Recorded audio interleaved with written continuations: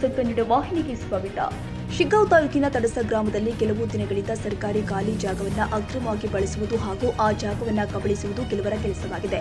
ನಿನ್ನೆ ದಿನ ಸುಮಾರು 100 ವರ್ಷಗಳ ಹಳೆಯ ಕುಡಿಯುವ ನೀರಿನ ಕೆರೆ ಎಂದೇ ಪ್ರಸಿದ್ಧವಾದ ಕೆರೆಯನ್ನ ಅಕ್ರಮವಾಗಿ ಬಳಸಿಕೊಂಡು ಆ ಜಾಗದಲ್ಲಿ ಮುಸ್ಲಿಂ ಸಮುದಾಯದವರು ಕಟ್ಟಡ ನಿರ್ಮಾಣ ಮಾಡಲು ಮುಂದಾಗಿದ್ರು. ಈ ವಿಷಯ ತಿಳಿದ ಗ್ರಾಮಸ್ಥರು ಗ್ರಾಮ ಪಂಚಾಯಿತಿಗೆ ಹೋಗಿ ವಿಷಯವನ್ನ ಪ್ರಸ್ತಾಪಿಸಿದಾಗ ಅಧ್ಯಕ್ಷರು ಮತ್ತು ಆ ವಾರ್ಡಿನ ಸದಸ್ಯರು ನಮಗೆ ಯಾವುದೇ ಮಾಹಿತಿ ಇಲ್ಲ ಅಂತ ಹೇಳಿದ್ರು.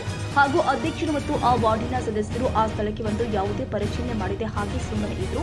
ಆ ಸಂದರ್ಭದಲ್ಲಿ ಗ್ರಾಮ ಪಂಚಾಯತ್ ಅಭಿವೃದ್ಧಿ ಅಧಿಕಾರಿ ಆದಂತಹ ಈರಣ್ಣ ಗಾಣಿಗ ಅವರು ಸ್ಥಳಕ್ಕೆ ಬಂದು ಕಟ್ಟಡ ನಿರ್ಮಾಣದ ಕೆಲಸವನ್ನ ಸ್ಥಗಿತಗೊಳಿಸಿದ್ರು.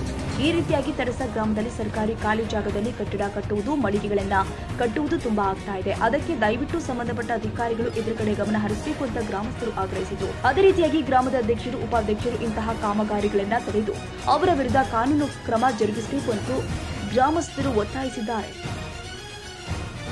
ತಾಜಾ ಸುದ್ದಿಗಾಗಿ ಎಂಟಿವಿ ನ್ಯೂಸ್ 24x7 ಗೆ ಸಬ್ಸ್ಕ್ರೈಬ್ ಮಾಡಿ ಮತ್ತು ಬೆಲ್ ಐಕಾನ್ ಅನ್ನು ಒತ್ತಿ. ತಪ್ಪದೇ ಲಿಂಕ್ ಶೇರ್ ಮಾಡಿ.